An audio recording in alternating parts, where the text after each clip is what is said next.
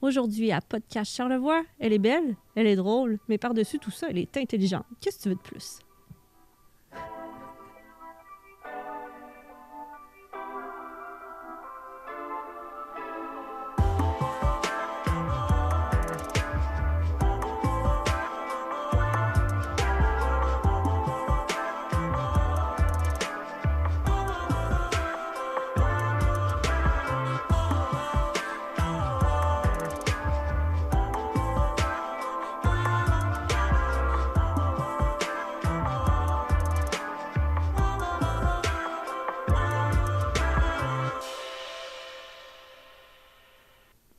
On va avoir une invitée toute rouge parce que je t'ai fait une introduction dithyrambique. Je suis avec Félicia Corbeil. Corbeil-Labbé. Je savais pas, j'ai oublié de vérifier avant si on disait toujours le Corbeil-Labbé. Oh, je me reconnais avec les deux. T'as les deux variantes. Oui. Ben, c'est bien, parce que moi, je me reconnais pas. Juste un de mes deux noms de famille, là, je suis totalement perplexe si quelqu'un me dit ça. C'est sûr que le tien est un peu plus commun dans la région. Ben oui, puis ça dépend. Si on a utilisé toute notre vie les deux noms, les noms à penture, comme dit mon chum. Les noms à penture, oh, c'est cute! Bref, bonjour Félicia. Bonjour Camille! On s'en va déjà dans toutes sortes de directions. Faut dire qu'on jase déjà un petit peu, on est réchauffé. Oui, on est pas mal réchauffés. Hein. C'est facile, les conversations entre nous. Là. C'est toujours super coloré en plus. Oui, puis là, la placote est partie durant les tests de son. On est déjà sur plein de sujets en se disant ça, on en reparlera tantôt, ça, faut se garder ça. Est-ce qu'on va s'en souvenir? Ça va revenir tout seul. Je parie, ça fait ça des fois. Hein? Tout d'un coup, ça se faufile, puis ça arrive dans notre conversation, puis on se dit hey, on est retombé sur le sujet de tantôt. C'est magie. Vrai. Oui, c'est vrai. Fait que c'est comme notre petit souper de filles qu'on se fait là, de pouvoir prendre le temps de placoter une belle heure sur le divan de Podcast Charlevoix. Mais c'est vraiment cool. Merci beaucoup de m'inviter. C'est le fun. Là. C'est une première expérience pour moi. Là. J'ai jamais fait de podcast avant. J'imagine. Moi non plus. Là. Avant, j'ai jamais été au micro d'un podcast. Avant cette saison-là qu'on se démarre ça, on en voit partout. Ça fleurit, ce médium-là. Puis je pense que c'est une belle occasion d'aller vraiment à la rencontre des gens puis de prendre le temps. Ça, c'est rare de nos jours. Du temps, mon Dieu.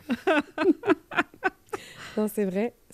Puis c'est quand même une bonne durée, là. Tu sais, quand on dit « je prends 1 heure de ma journée pour faire quelque chose », souvent, on est tellement pas tiraillé, mais du moins, on se tire un peu partout, là. Tu sais, on a toujours...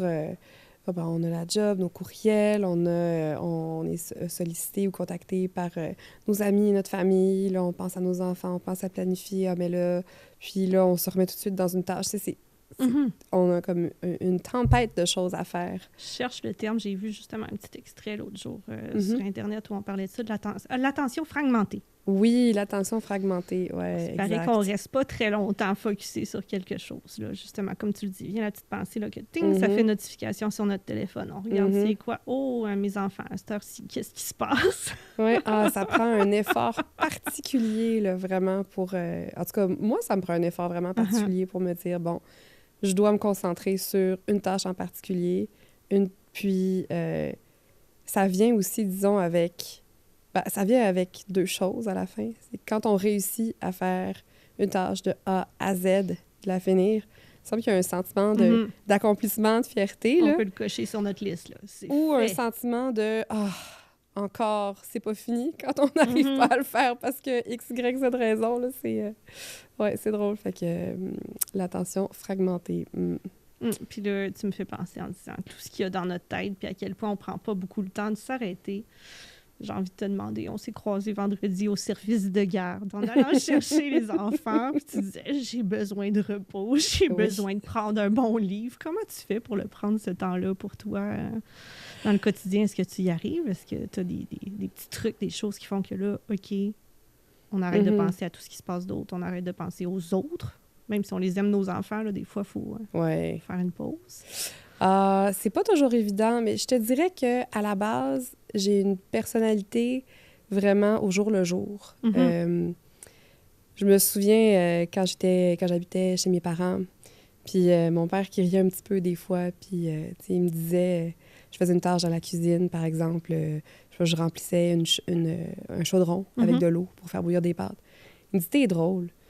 Il dit, tu fais plein de choses, puis là, je te regarde, là, puis t'es en train de remplir le chaudron d'eau, puis on dirait que t'es bien juste à regarder l'eau qui coule dans le chaudron. C'est un peu niaiseux, là, mais c'est vrai. Non, mais d'être dans le moment présent, c'est ouais, tellement ça, le pas mal, secret. ouais, je suis vraiment beaucoup, beaucoup dans le moment présent. Des fois, ça me joue un petit peu des tours. Dans la contemplation aussi, j'ai Oui. l'impression. Si on se laisse capter par de l'eau qui coule du robinet, il doit y avoir plein d'autres belles choses là, qui attirent ton attention à tous les jours. Ah oui, plein, toujours. C'est assez facile pour moi de m'émerveiller.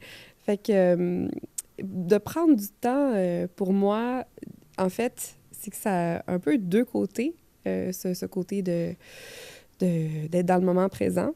C'est que là, je profite, entre guillemets, ou je vis tellement le moment présent que des fois, ben, tu sais, je rate un peu des occasions de peut-être de rendre certains gestes plus efficients pour pouvoir prendre un vrai temps de qualité après. Parce qu'on s'entend, entre toi puis moi, tu sais, regarder la mousse sur la vaisselle pendant qu'on la fait, c'est correct, là, mais il y a peut-être, tu sais... Ça serait plus le fun de faire la vaisselle plus vite puis d'aller faire quelque chose de plus cool. C'est ça. Exactement. Fait que, tu sais, je suis comme... Je deviens zen assez facilement, mais c'est ça. La méditation en faisant la vaisselle. Sur les petites mousses qui éclatent. Ça doit être une vaisselle qui sèche tout seul au fur et à mesure. Elle n'a même pas fini de laver l'assiette et déjà sèche. C'est ça, exact. Oh là là, mais ouais. Sinon, c'est de... En fait, c'est de prévoir. Tu sais, j'essaie de prévoir des moments pour chanter, des moments pour lire. Tu sais, des fois, je me force un petit peu plus, mais je dis là, OK, arrête, tu sais, regarde pas la télé ce soir. Va t'asseoir. On se fait vite attraper par les écrans, puis là, 2 heures ont passé, puis on n'a pas vu comment c'est arrivé. Ça va tellement vite, puis il y a tellement d'offres. Oui. C'est super facile là, de se laisser happer par ça, là. Ça, c'est clair. Fait que quand on veut faire autre chose que ça, c'est vrai qu'il y a des fois, il faut se donner un petit coup de pied, là, de dire décolle de ton écran, puis va faire X, Y, autre chose. Ah oui, vraiment. Il faut vraiment se donner un petit coup de pied, là. C'est facile. Puis c'est pas parce qu'il y a des choses... C'est pas parce qu'on n'aime pas ça, faire nos hobbies, nos loisirs, tu sais, que ce soit aller dehors ou que ce soit lire ou chanter ou peu importe, là, tu sais, tricoter, whatever. Name it. Name it, là, tu sais, il y a tellement plein de choses qui sont agréables à faire. C'est pas parce qu'on n'aime pas ça, c'est parce que c'est je sais pas, cet effet captivant que les écrans ont sur nous, que le contenu qui est présenté, c'est toujours quelque chose d'intriguant. C'est le moindrement curieux, là. Oublie ça. Ah oui, on se laisse aspirer. On scroll assez vite. ouais. Vraiment. Puis tu dis qu'il faut mettre un moment, puis des fois, on entend ça. Ah, c'est plate, c'est pas spontané. Si dans ta routine, tu as des zones pour être en amoureux, des zones pour toi, des tout ça, mais je pense pas, parce que je me faisais la réflexion l'autre jour, en comparant, de prendre des moments comme ça pour différentes raisons, à dire, est-ce que j'ai pas faim le soir parce que je sais qu'arrive l'heure du souper? Non, je suis contente. Je le sais que je vais souper à soir. J'ai hâte d'arriver à l'heure du souper. Puis ça va être aussi bon, même si je le savais que ça s'en venait. Là. Ben oui, c'est ça. C'est de mettre à son horaire de dire tel jour, telle heure, tel moment, quand les enfants sont couchés. Des petites choses comme ça. Oui. Ah non, mais la spontanéité, en tout cas... Nous, dans la famille, on la vit beaucoup, là. Il y a certaines choses, oui, qui doivent être planifiées, mais c'est que autour de tout ce qui est planifié, il y a de la non-planification, finalement. Oui. Fait qu'il y a quand même beaucoup de place à la spontanéité, puis on s'assure pas mal toujours de se garder là, du lousse, comme on dit, là, pour pouvoir décider de faire toutes sortes de choses. C'est vrai. On a des plages horaires qu'on sait que ça va être du temps pour soi, du temps pour la famille, du temps pour le couple. On peut mettre ça à toutes les échelles. Puis il y a aussi du temps où là, on peut... C'est vrai que c'est le fun, ça, de pouvoir se dire ça. Puis c'est un beau luxe qu'on a dans Charlevoix, là, de faire place à la spontanéité avec tout ce qu'il y a autour, là, de facile, de dire, admettons, l'été, après être allé chercher les enfants au camp, ben on va-tu pique-niquer sur la plage pour le souper? Ah oui, ah non, il y a vraiment... C'est drôle, hein, on se faisait la réflexion cette semaine, probablement parce entre collègues, entre amis, là, puis on se dit, jeudi, tu vas-tu à l'impro ou telle autre chose qui se passe, puis le vendredi, il y a le quiz, puis là, il y a ci, il y a ça. Il y a peut-être je sais pas, 15 ans, Mhm. peut-être 10 ans. C'est peut-être qu'on trouvait ça pas aussi palpitant, la vie à la Malbaie, là. Je te vois venir avec la phrase genre il n'y a rien à faire. C'est ça, Charlevoix, on l'a entendu, puis pourtant, ça On reflète l'a pas ce qu'on entendu. vit tant que ça. Ben, plus maintenant. Non. Moi, je me pose plus la question. En fait, je me pose la question, qu'y a-t-il à faire? Mhm. Mais je me dis plus jamais, il n'y a rien à faire, c'est impossible, là. En fait, c'est plus l'inverse. Je me dis, voyons, C'est ça. il y a tout le temps quelque chose. On a plus le faux mot de pas pouvoir tout faire. Là. C'est-à-dire, Exact. tout le monde était là, puis moi, j'étais pas là. Mais on peut Mais pas c'est un être beau partout. problème, tu sais. Ouais. C'est vraiment un beau problème. Puis en C'est tout vrai cas, que la tu sais, communauté est dynamisée. Là.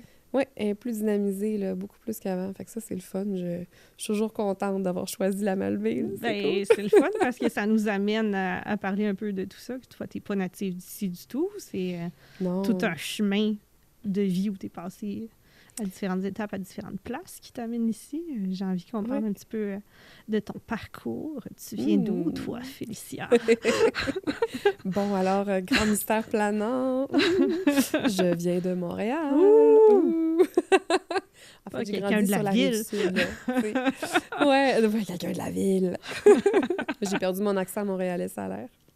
C'est ce que je me on fais le sent dire. pas vraiment. Mais Quand de je toute façon, qu'est-ce que les accents? Tu sais, il me semble que tout le monde qu'on côtoie vient de toutes sortes de places, puis que c'est tout mixé, métissé. Ah oui, c'est l'accent sûr. d'ailleurs, l'accent d'ici, l'accent de la ville où on a étudié. Ah oui, mais c'est vrai que... Ben, je me suis fait... En fait, je viens de Montréal. J'ai grandi là. J'ai fait toute ma scolarité jusqu'au cégep.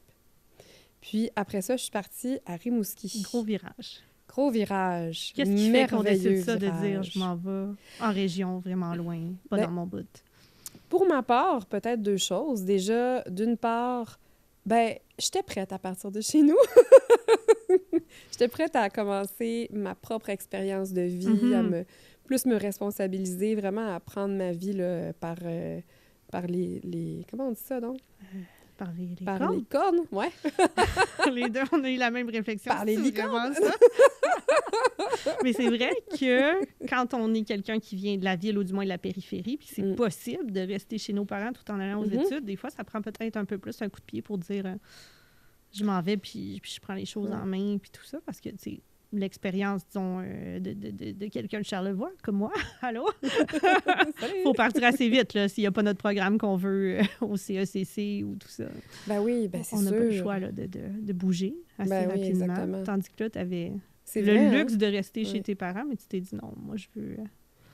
Non, ben je c'est veux ça. vivre. Moi, de un, et de deux, ben, le programme que je regardais, ou les programmes qui m'attiraient beaucoup, ben, ça se donnait pas vraiment. Ben, ça se donnait à Montréal, mais c'était peut-être un peu moins reconnu. Donc, ce que je cherchais à la base, c'était la biologie marine. Puis là, on... Qui attire bien du monde dans le coin de Rimouski. Oui, exact. Exact. Puis on m'avait conseillé Halifax ou Rimouski. Puis là, ben, je dis, Rimouski, ça pourrait être cool. C'est quand même un peu moins loin qu'Halifax aussi. Fait que là, je dis, bon, ben, je commençais à regarder les programmes. Puis ce que je voyais qui était proposé dans les cours, ça me plaisait vraiment, ça m'intriguait. Ben, je dis, je veux aller découvrir tout ça.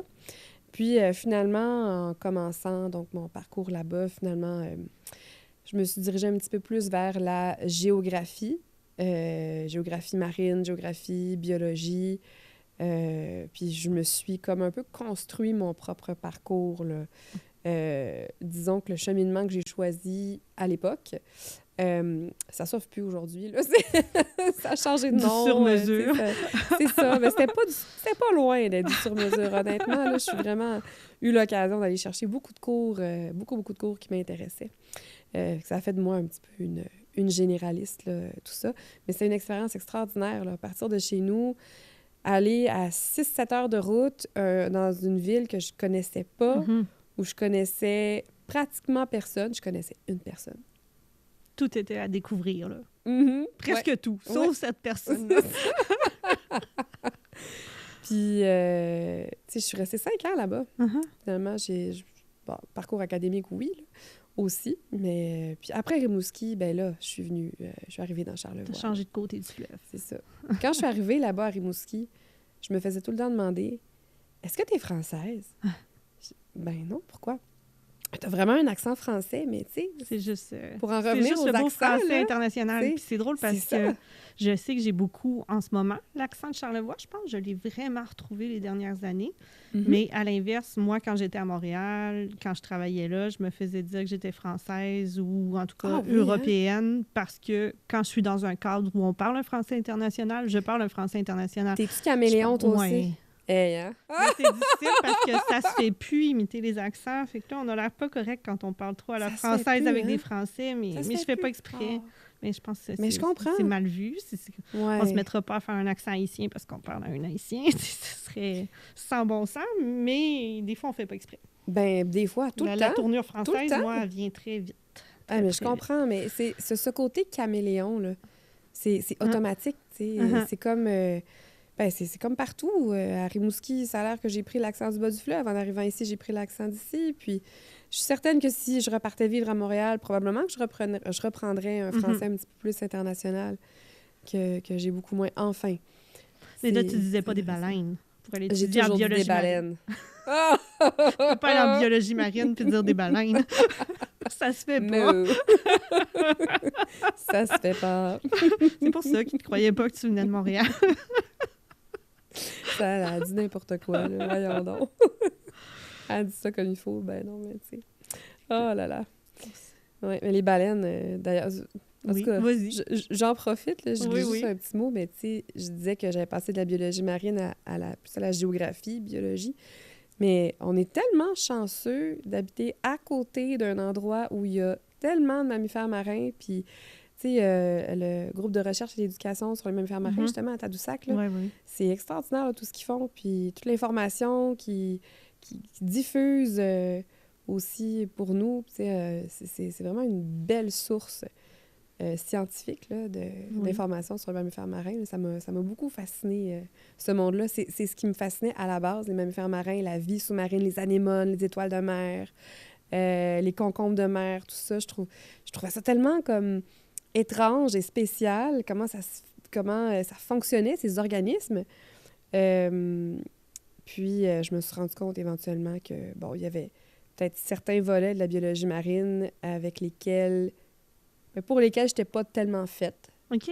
Puis, tu sais, je pense que plus on vieillit, plus on se rend compte de c'est quoi nos affinités, c'est quoi nos forces, nos faiblesses. Puis, même s'il y a souvent beaucoup de, je dirais, de fierté ou de satisfaction à relever des défis, à un moment donné, il a relevé un défi, puis il a juste s'acharné pour Mhm. rien aussi. Oui. C'est Fait une que belle c'est- nuance que tu apportes, là.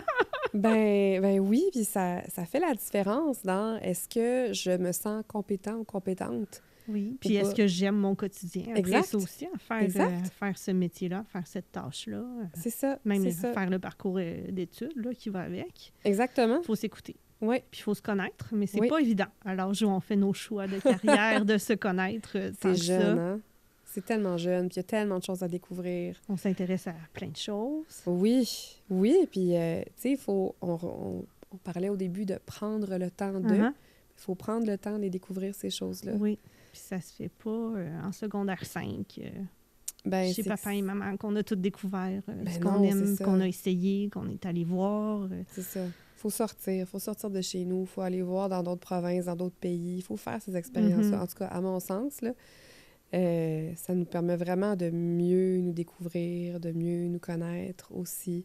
Trouves-tu que t'as-tu ce feeling-là que t'as assez exploré, assez vécu, assez fait tout ce que tu voulais faire tu sais, à ce très jeune âge-là, dans ta jeunesse? Ou bien des fois, on se dit, à cet âge-là, on a plus hâte de se caser, d'être adulte? C'est une bonne question que tu me poses là. Parce qu'on le sait que dans l'absolu, c'est ce qu'on conseillerait à tous les jeunes. Là. Fais ta vie, vis des expériences, essaie, Ouais. n'aie pas peur de te tromper. Puis je suis pas sûre que... En tout cas, moi, dans mon cas, c'est pas tout à fait ce que j'ai fait, là. Écoute, d'un côté... non, mais, tu sais, c'est On va vraiment avoir une une bonne réponse en question. plein de volets. Au moins 2, en tout cas. Ce que moi, j'ai vécu, disons, les décisions que j'ai prises, Mhm. je suis vraiment contente d'avoir pris ces décisions-là. Parce que ça nous amène où on est. Ça aussi. nous amène où on est. Puis, moi, ça m'a fait découvrir toutes sortes de côté de ma personnalité, ou justement des choses que j'aimais, des choses que j'aimais moins, des gens que j'aimais, des mécanismes qu'on développe dans les relations, tout ça, tu sais, ça m'a... En tout cas, j'ai trouvé ça super intéressant. J'imagine que j'ai été chanceuse de pouvoir le faire, mais j'ai aussi travaillé pour le faire, là, tu sais. Et je suis contente de l'avoir fait pendant que j'étais aux études.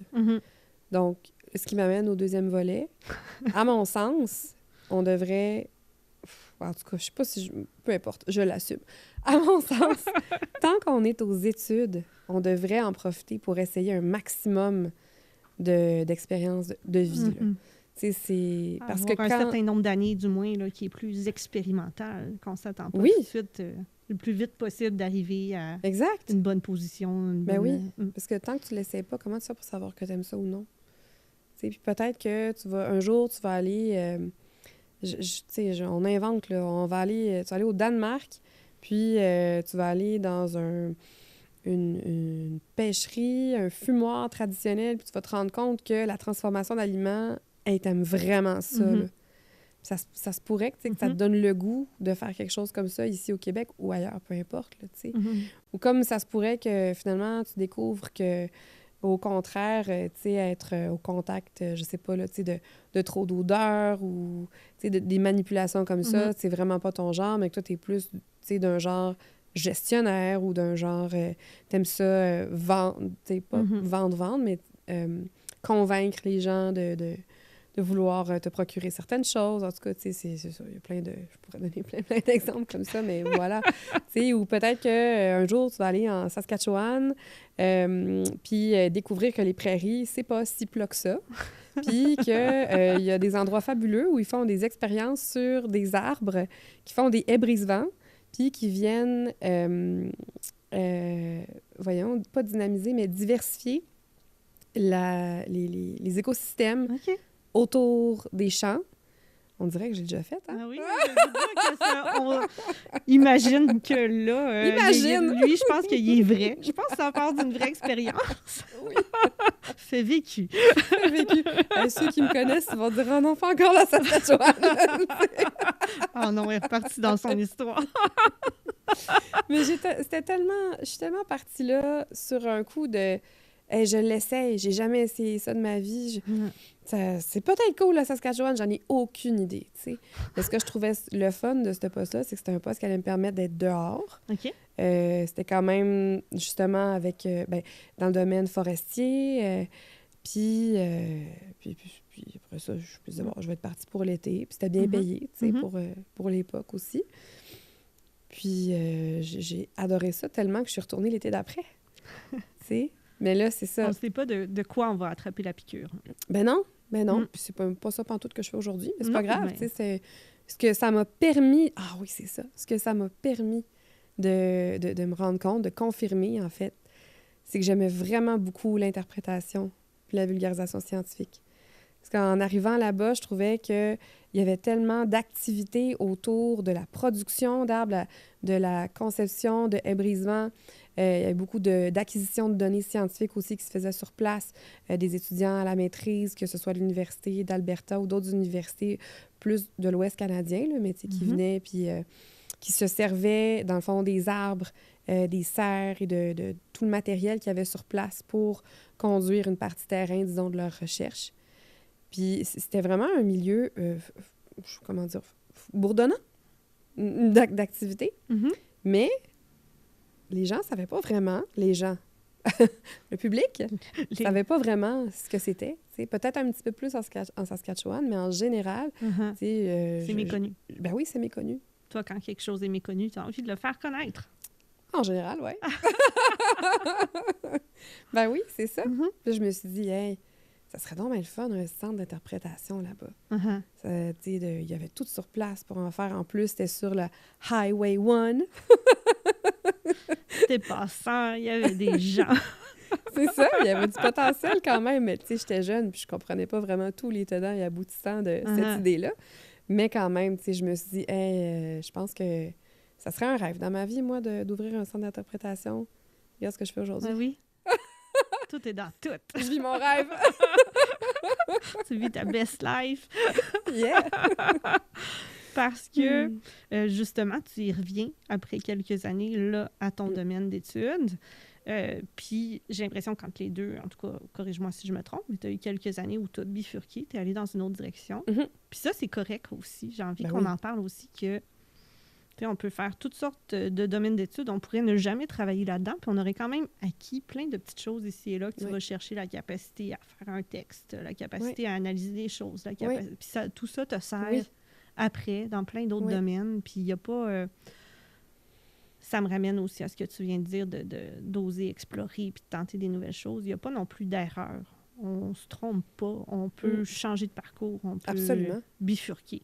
Absolument. Il n'y a rien qui nous oblige à poursuivre une idée si on trouve que finalement, ça ne fait pas notre affaire ou elle n'est pas bonne. En tout cas, c'est un très gros généralisme, ce que je viens de dire. Là, mais c'est ça. Ce que je voudrais dire aussi, je pense que ce qui est important, tu disais apprendre à écrire un texte, apprendre disons, à parler devant des gens, tout ça. Tu sais, tout ça, là, ça s'apprend au primaire puis au secondaire. Oui. Beaucoup. T'as raison. Non, mais c'est important de le dire que ce qu'on apprend quand on est enfant, quand on est adolescent, c'est crucial pour le reste. Puis on entend beaucoup, ça me servira à rien, mais non, chaque petite chose sert d'une façon. Ben oui. Si tu sais exprimer tes idées aujourd'hui, tu as commencé à l'école primaire, tu as poursuivi à l'école secondaire, tu l'as peaufiné au cégep. Es-tu allé à l'université, toi? Oui. Bon, puis là, rendu à l'université, on se sert de tout ce qu'on a appris avant pour pouvoir l'appliquer à un domaine en particulier. Tu sais, des fois, j'ai l'impression que ceux qui ne sont pas encore rendus à l'université, peut-être qu'ils pensent qu'ils vont encore devoir se taper, en guillemets, des cours qui servent à rien. Mais c'est plus ça, là. Les compétences, disons, fondamentales, encore là, tu sais, c'est sûr que je généralise. Mais les compétences fondamentales de savoir écrire, savoir s'exprimer, savoir entrer en relation avec quelqu'un, savoir calculer, prendre du recul face à une situation et avoir une réflexion critique. Là, tu sais, là, je le dis, là, je le souligne, je le mets en rouge, en rose, je fais des pétards à côté de dessus. Les cours de philo au cégep, là, ça se peut qu'il y en ait qui trouvent ça plate, mais c'est essentiel. Ça outille à être un bon citoyen, ça articule la façon de penser, absolument. Ça aide à voir les pièges aussi qui sont tendus par les médias, par les... Et on sait qu'il y en a. Et des pièges, on sait qu'il y en a. Oui. Il y en a beaucoup. Puis, tu sais, ça serait de mentir de dire que je me laisse jamais avoir, là. Oui. Mais des fois, on regarde quelque chose et on se dit, c'est un sophisme. Ce gros titre-là. Ils ont fait un lien entre deux éléments pour donner de l'importance, puis non, ça n'a pas de lien, en fait. Des choses comme ça, effectivement. Ah, mon Dieu, c'est fou, c'est ça. Fait que, ouais, en tout cas, franchement, là, les études, les premières études, là, c'est vraiment super important. C'est la base. Puis on parle souvent de... Ben, bon, en fait, on entend souvent dire c'est-tu vraiment super important d'aller à l'université? Ou c'est-tu plus gagnant, disons, de faire une technique, au niveau de... Peut-être au niveau des types de métiers qu'on peut avoir, ou c'est juste un secondaire. Mais tant qu'à moi, là, l'important, c'est juste de pouvoir avoir accès déjà à une bonne éducation, premièrement, le faire. Puis, tu sais, aller au moins jusqu'à la fin du secondaire, puis... Cégep, c'est quand même bien. Moi, les cours de philo, si un jour le cégep disparu...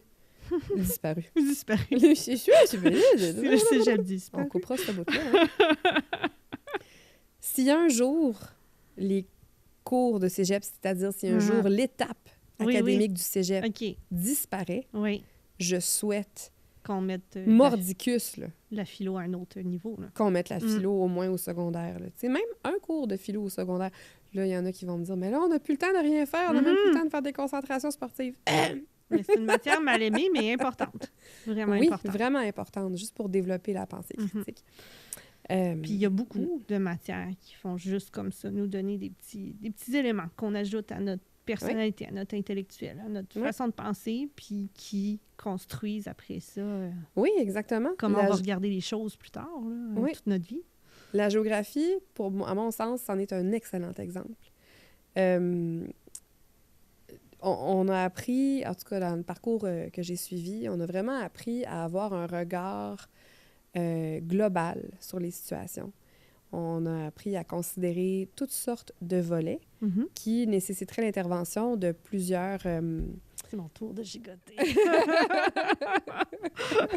Continue. Donc, qui nécessiteraient l'intervention de plusieurs experts de domaines différents.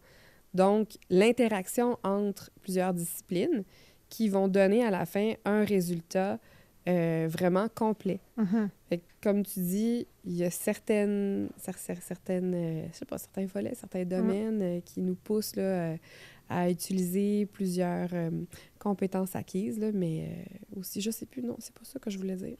On s'est perdu, mais c'est pas grave. On va se retrouver à quelque part dans tout ça. Ouais. C'est peut-être moi, là, en me remettant en droite, qui t'a fait perdre le fil. Mais, puis je pense... Là, tu donnes ton exemple de la géographie, je vais donner le mien, puis je pense que tu vas me rejoindre dans le sens où toi aussi, tu as bifurqué par les communications un certain bout de temps dans ta carrière professionnelle, disons, même si c'est pas là-dedans que tu avais étudié. Moi, j'ai étudié en histoire de l'art, en art visuel, en histoire de l'art. C'est vrai, puis j'ai pas travaillé là-dedans, ou en tout cas très peu. Puis tout de suite, j'ai bifurqué vers l'organisation d'événements qui m'ont amené à des communications, qui m'ont amené à des choses comme ça. Puis je me disais, il n'y a pas de mauvais parcours, puis il n'y a pas d'erreur là-dedans. J'ai appris à prendre des infos, les analyser, puis faire quelque chose qui se tient, remâcher tout ça en un texte. J'ai appris à exprimer mes idées, parce qu'il y a beaucoup de travaux longs. J'ai appris à écouter ce que les profs disaient en avant, puis à le remâcher, puis à faire des concentrés, tout ça. Dans tout ça, on apprend quand même les bons éléments, puis il n'y a pas de... C'est quelque chose, je pense que les jeunes qui sont au moment de faire leur choix de carrière ont besoin peut-être d'entendre aussi là, que c'est pas une ligne droite. Là. C'est ça. Tu n'as pas choisi quelque chose pour être là-dedans toute ta vie. Là, ça va bouger, puis il y a plein de beaux chemins. Là. Toutes les routes sont bonnes.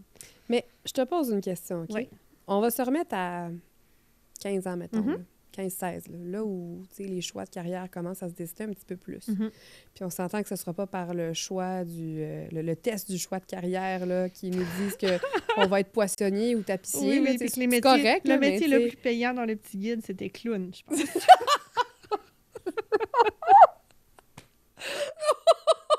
Je pense que là, il y avait les salaires du Cirque du Soleil qui allaient en tournée mondiale ou je sais pas là-dedans, là, mais... Wow!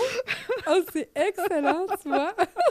On va demander à Simon Fortin voir s'il gagne bien sa vie avec ses numéros. Oui, c'est ça. Mais, bref, pour en revenir, c'est ça, on se remet à 15-16 ans. On se remet à 15-16 ans. Là, notre choix de carrière, on commence à y penser un peu. Est-ce qu'on aurait préféré de se faire dire il n'y a peut-être pas une ligne... Ton choix, c'est peut-être pas une ligne droite, là, ce que tu vas faire, puis ça se peut que ce soit parsemé d'embûches, peut-être que tu vas changer d'idée, peut-être, toutes ces possibilités-là. Laquelle des deux approches nous aurait le plus rassurés à 15-16 ans? Oui, je comprends ton point. Je sais pas. Hein? Non, mais c'est pas nécessairement... C'est quand même une vraie question que je pose. Moi, je pense que si on se remet à 15-16 ans, moi, ce qui me frappe, c'est que je pense qu'à chaque génération, tu sais, on le sait, il y a des mouvements de pendule. À chaque génération, il y a un message différent qui est envoyé à la génération. Puis j'ai l'impression que notre génération, à nous, c'était... Tu sais, les parents avaient moins d'enfants qu'avant, avaient plus d'argent. Le message, c'était, tu peux aller à l'université, il faut absolument que tu y ailles. Oui, il y avait ça, puis il y avait fait ce que t'aimes. Oui. Fait que moi, fais ce que t'aimes, j'aime faire des dessins, je m'en vais en art visuel, c'est pas compliqué. Puis, je suis totalement contente du chemin que j'ai fait, puis ça m'amène à la bonne place, comme on l'a dit, puis tous nos choix sont les bons, puis j'ai adoré étudier ce que j'ai étudié. Mais c'est souvent, il y a eu des moments dans ma vie où, là, admettons, je travaillais moins dans mon domaine, puis ça me tannait plus, puis dans mon domaine. Pas nécessairement mon domaine d'études, mais dans un domaine dans lequel je voulais travailler, où je me disais, j'aurais quand même aimé qu'on m'aide un petit peu à penser aussi aux aspects de quel métier tu veux faire vraiment dans le concret. Tu veux travailler dedans, tu veux travailler dehors, tu veux travailler avec les gens, tu veux pas travailler avec les gens, tu veux gagner quel genre de salaire, tu veux pouvoir vivre en région et en ville ou juste un des deux. tous Et ces puis- aspects-là pratico-pratiques, Ouais. quand on s'est juste fait dire « fais ce que t'aimes », ils faisaient pas toujours partie de notre réflexion. Ah non, c'est sûr, c'est sûr. Puis c'est pour ça que je me dis, tu sais, on a besoin de se faire dire, de se faire peut-être imposer de vivre des expériences. Uh-huh. Tu sais. Faisons du bénévolat, faisons du Mhm. bénévolat. Peut-être qu'aujourd'hui, justement, tu sais, nos enfants ont environ le même âge, là. Mhm. Tu sais, faisons du bénévolat avec nos enfants. Partons ailleurs pour faire des expériences de travail et d'école, tu sais. Je vois des fois des familles là, qui Mhm. partent un 6 mois, mettons, dans l'Ouest canadien, Ouais. ou ils partent un 6 mois dans un autre pays. Hey, ils ont du guts, là, de faire Ouais. ça. Je trouve ça hot, là. Tu sais, il me semble que j'imagine la logistique en arrière de ça, il doit quand même y avoir une certaine complexité. Mhm. Manifestement, ça se fait. Oui. Mais après ça, ces enfants-là, tu sais, ils ont eu l'occasion de vivre quelque chose de vraiment différent et de le vivre jeune. Mhm. Fait que, tu sais, ça fait partie, après ça, intégrante de leur réflexion là, sur ah, tu sais, est-ce que j'aime travailler avec les gens Mhm. ou je préfère travailler tout seul, en équipe? Am I my own boss, là, tu sais? Mhm. Ou toutes sortes d'autres questions, tu sais, dehors, en dedans, tout ça. Dans toutes ces étapes-là, justement, de balancier de génération, je me demande un peu quel message on envoie aussi à nos enfants, la génération de nos enfants, ça va être quoi, là, ce qu'ils vont en retenir finalement de comment faire leur choix de carrière, quoi étudier, comment étudier. Ouais. Moi, je sais pas toi, là, mais moi, je me pose la question à peu près à tous les jours.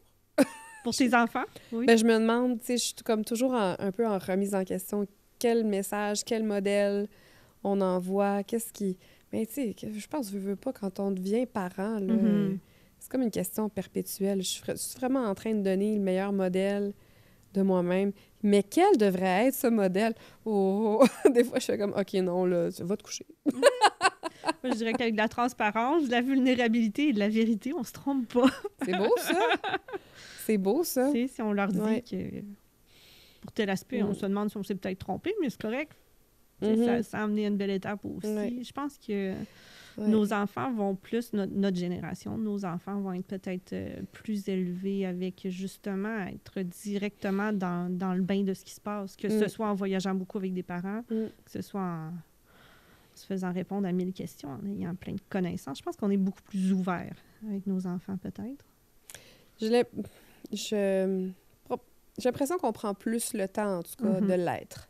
Ouais. Mais transparence et vérité, c'est beau, ça. J'aime ça, je vais retenir ça, pour vrai. Puis là, de la tu sais. vulnérabilité. Et Moi, c'est un point que vulnérabilité, j'essaye vraiment avec oui. les enfants.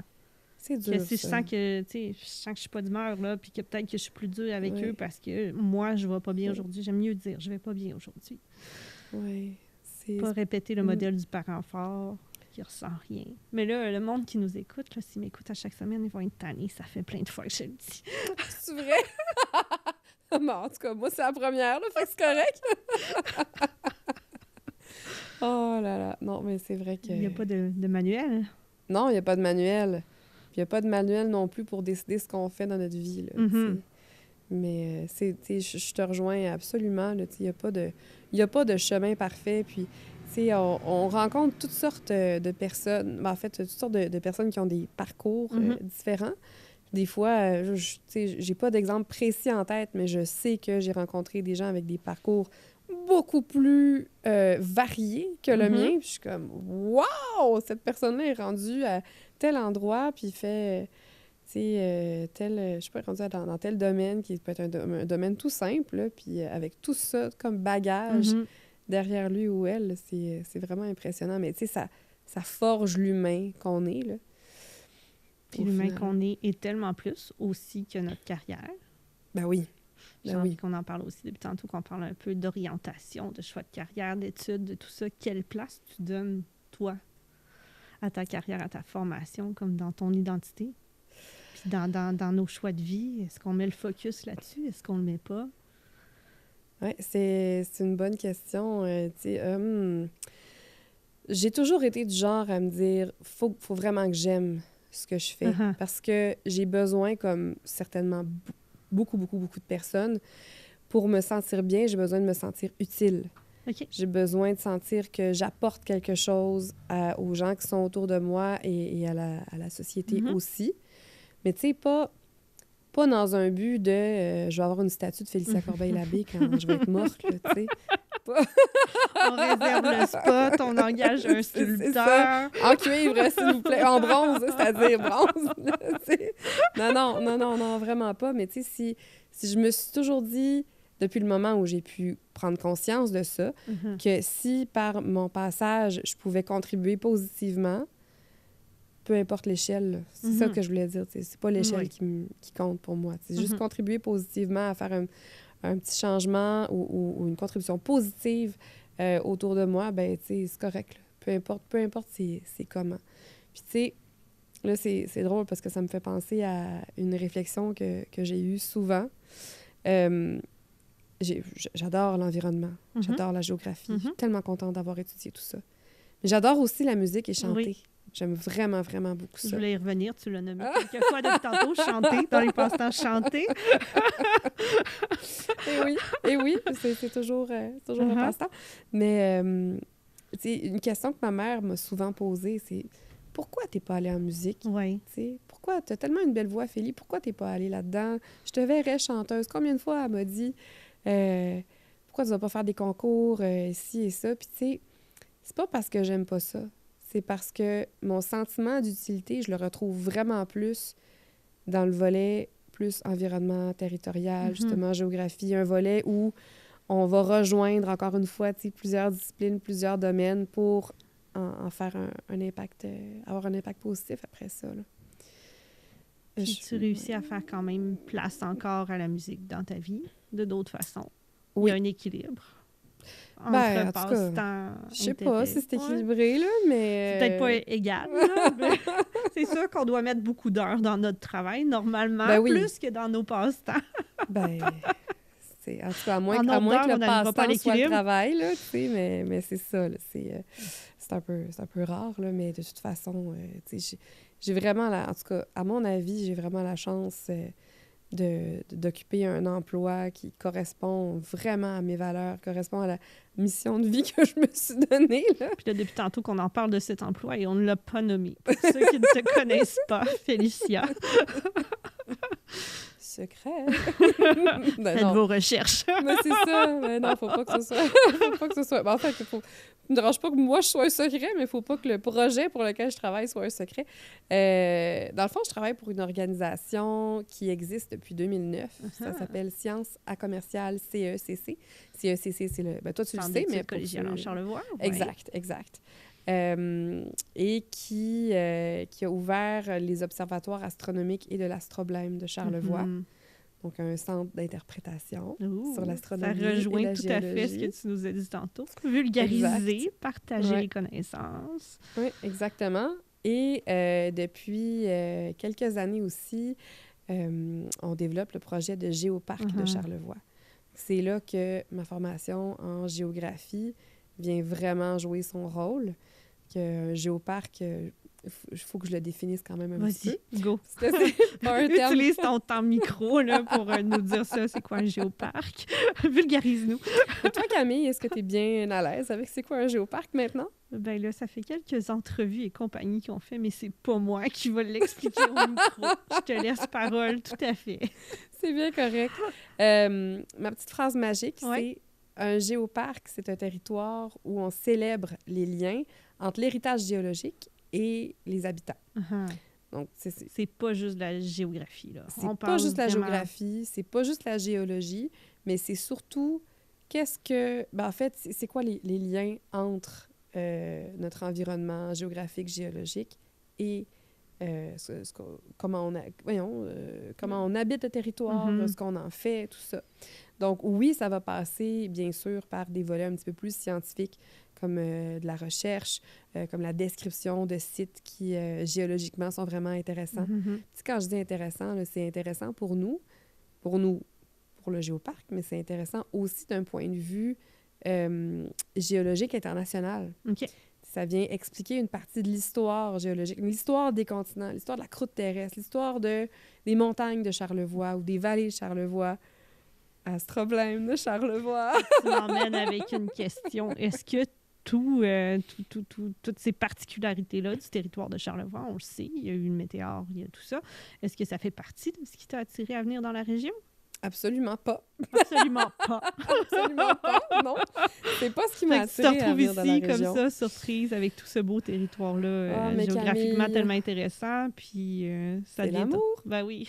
On s'en doute. Ça fait bouger beaucoup de choses. Ça fait bouger, ouais. Love can move mountains. Ah, ah. C'est ce qui m'a amené un peu ici, mais je connaissais déjà Charlevoix dans le temps, mais tu sais, si j'avais rencontré mon conjoint, je sais pas, là, tu sais, je veux pas dire que d'autres endroits sont plates, là, mais je vais dire des À endroits plus Blainville. plats. Mettons à Blainville, tu sais. Probablement que j'aurais essayé d'habiter aussi à Blainville. Moi, je suis quelqu'un qui s'adapte. Je pourrais habiter n'importe où dans le monde, puis je serais très heureuse quand même, là. Mais bon, tu sais, Parce qu'il y avait quand même des Charlevoix, attraits à la base. Ouais.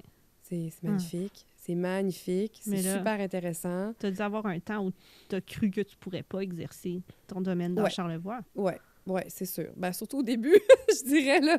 J'étais pas certaine. Les emplois... Je sortais de l'université, puis je voulais vraiment là, exercer quelque chose en géographie. Mais à ce moment-là, le télétravail, c'était pas vraiment Non. développé. Non. Puis ça l'était un peu. Puis en tout cas, essayer de faire ses armes dans son domaine quand il y a rien, tu sais, c'est ça, quand on commence, puis quand il y a aucune entreprise qui embauche pour ça, mais là, c'est un petit peu difficile.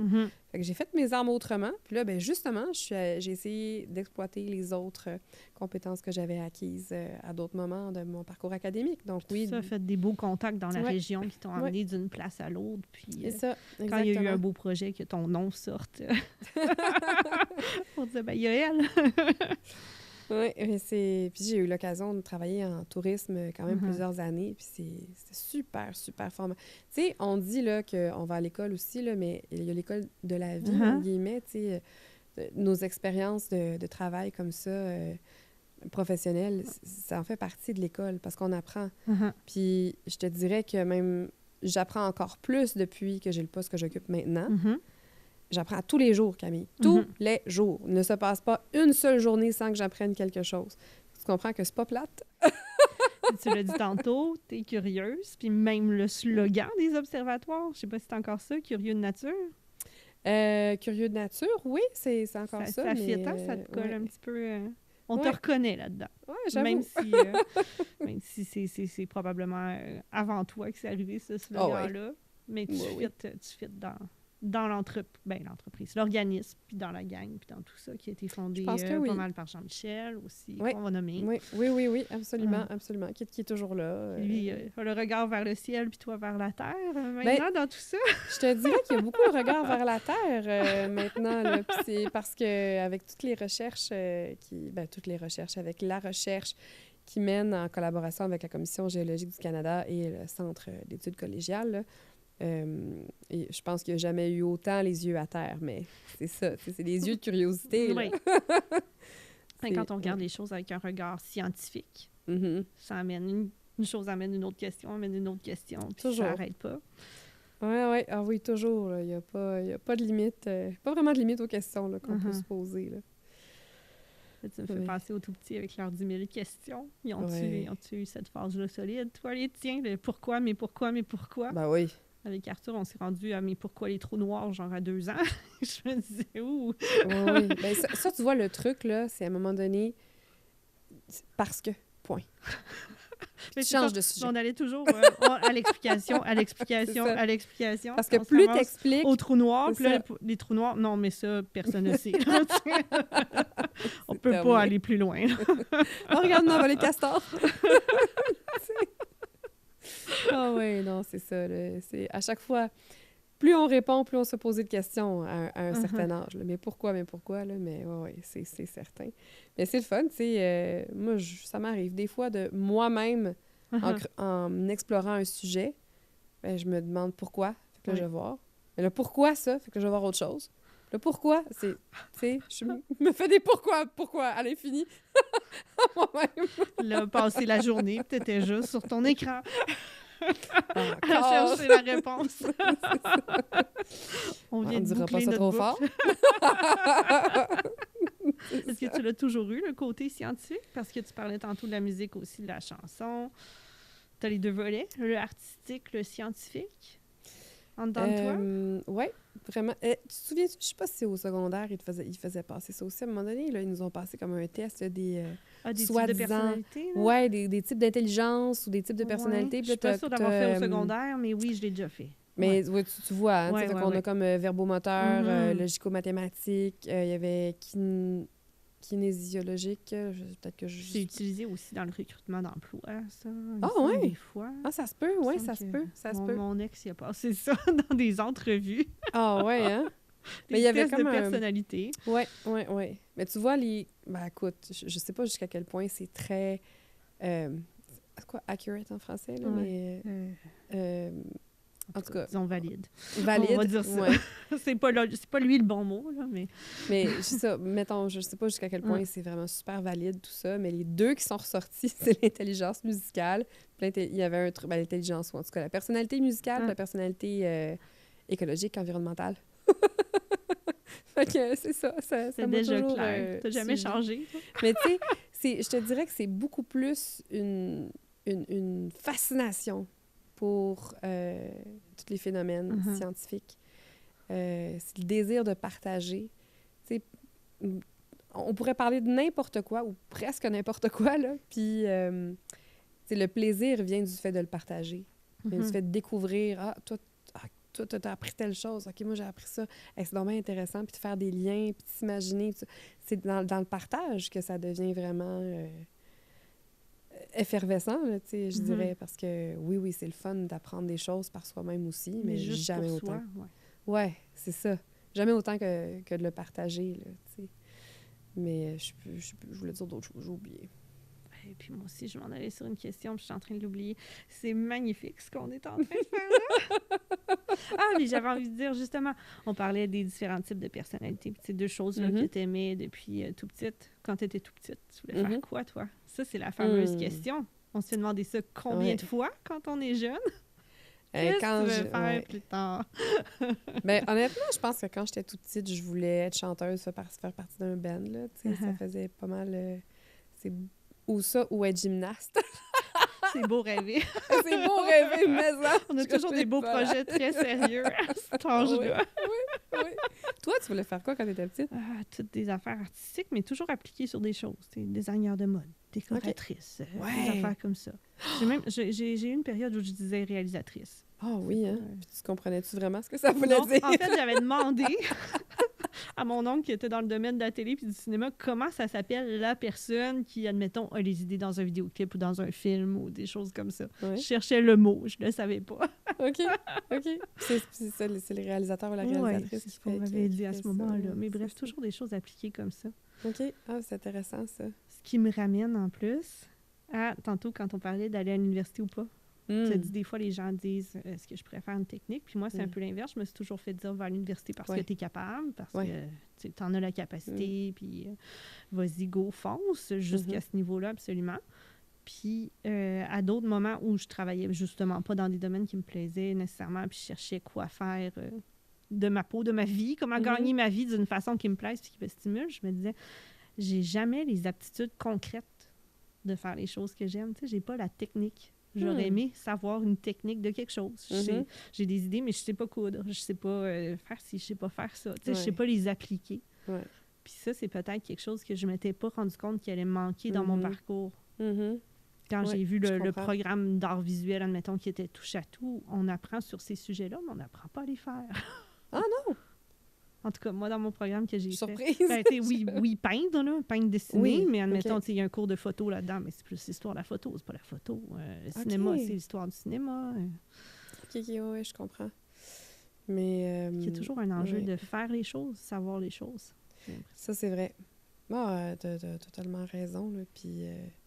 c'est encore une fois, tu sais, c'est parce que je pense que c'est peut-être ça un petit peu notre enjeu aujourd'hui, c'est qu'on veut tellement arriver rapidement à un résultat, à une capacité que là, je sais pas si on tourne les coins ronds, je sais pas si on devrait ou pas prendre plus de temps pour le faire. Il y a quelque chose qui me dit que on est tellement propulsé dans notre ère rapidement, dans tout. Je pense qu'on mériterait de se donner le temps d'apprendre, de faire ces choses-là. C'est sûr que là, c'est comme On dirait que je suis en train de proposer une révolution lente, là, tu sais. Ah, mais ça serait bon. Slow revolution. Ouais, slow tout.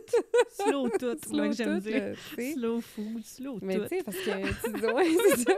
Mais tu disais apprendre à tricoter, à coudre, à apprendre à réparer nos vêtements, tu sais, apprendre à réparer comme Le plein de choses. savoir-faire, là, Ouais, c'est le tellement savoir-faire. perdu. Tellement. Parce que ça, tu sais, ça se passait dans les familles avant. Parce qu'il y avait besoin de faire les choses, il n'y avant, avait pas le choix. Il y a un bout, là, Ouais, quand même. Là. Ben, pas si longtemps que ça, qu'il n'y avait pas le choix de raccommoder les affaires. Oui. C'est juste, en tout cas, Mais de savoir moi, comment mes grands-mères, de choses... savoir faire les vêtements pour les gars qui allaient partir dans le bois, Ouais, de savoir c'est faire...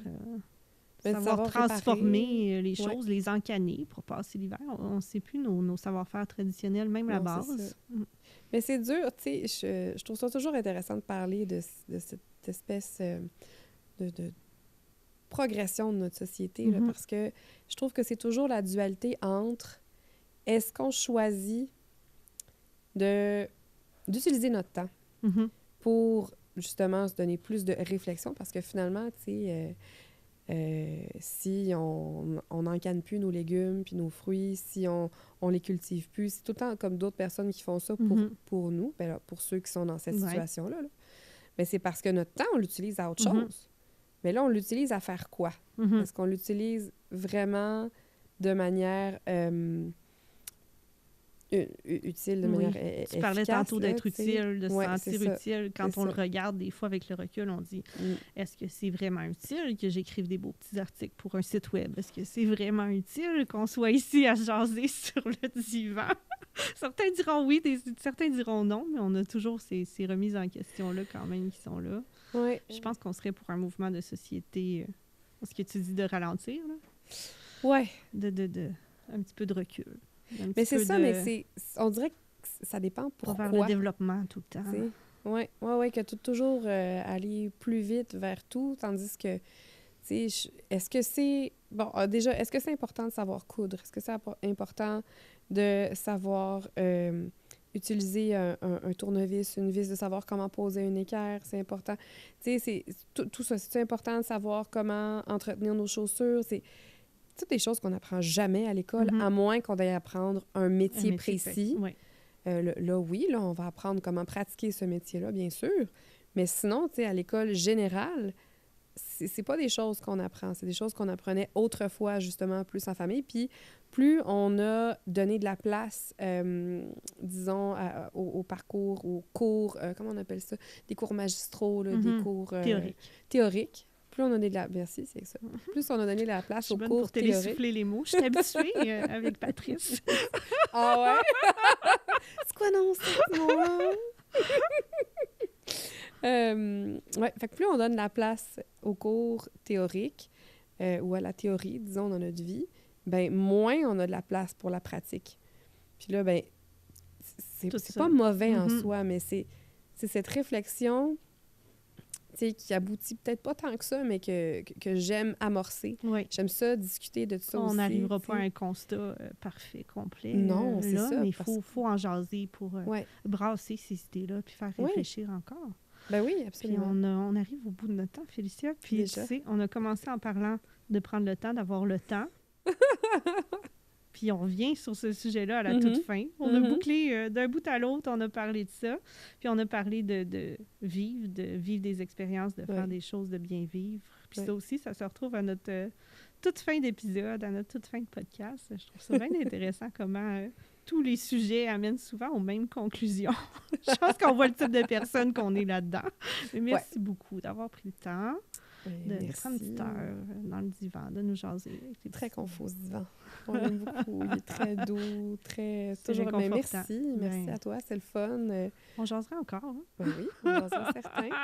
Ben oui, on continuerait. On va jaser hors caméra. C'est ça. On va fermer le micro, là, puis on va jaser. J'en ferai pas comme les autres podcasts qui disent « On continue sur telle plateforme. » Oui, non, c'est ça. Hey, merci, Camille. Merci à toi. C'est intéressant d'avoir ces discussions-là puis de se poser ces questions-là. Je pense que c'est important aussi. Absolument. Tout à fait d'accord. Grand merci. Puis pour les auditeurs, on se retrouve la semaine prochaine avec une autre invitée.